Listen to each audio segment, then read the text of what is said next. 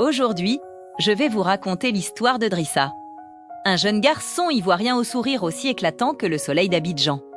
Drissa était plein de vie, toujours prêt à rendre service, le cœur sur la main. Mais un jour, les nuages ont commencé à s'amonceler au-dessus de sa tête. Les épreuves de la vie, l'une après l'autre, se sont abattues sur lui comme une pluie torrentielle. L'échec scolaire, les difficultés familiales, le sentiment d'être incompris. Chaque jour, le poids sur ses épaules devenait un peu plus lourd et son sourire, autrefois si facile, se faisait de plus en plus rare.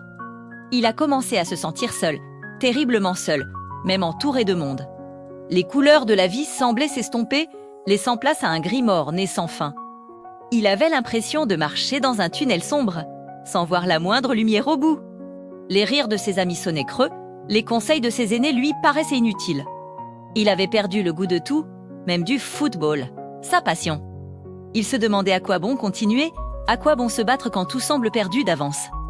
L'idée d'abandonner, de tout laisser tomber, a commencé à germer dans son esprit. C'était une pensée tentante, la promesse d'un soulagement, la fin de la douleur. Il était à bout, au bord du gouffre. Un soir, alors qu'il était assis seul, le désespoir au cœur, il a senti que c'était la fin. Il était prêt à lâcher prise, à laisser le courant l'emporter. Mais au milieu de ce silence assourdissant, une toute petite voix, presque un murmure, a résonné en lui. Ce n'était pas Grinch, juste quelques mots. Tiens encore un peu.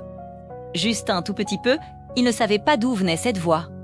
Mais elle était là, il a alors pensé à sa mère, à son sourire, à la fierté dans les yeux de son père. Il s'est souvenu des éclats de rire avec ses frères et sœurs. Ce petit encore un peu est devenu une bouée de sauvetage. Ce jour-là, Drissa a décidé de se battre, de tenir bon. Ce n'était que le début d'un long chemin, mais il avait fait le premier pas. Il a appris que même dans la nuit la plus noire, il y a toujours une petite lueur d'espoir.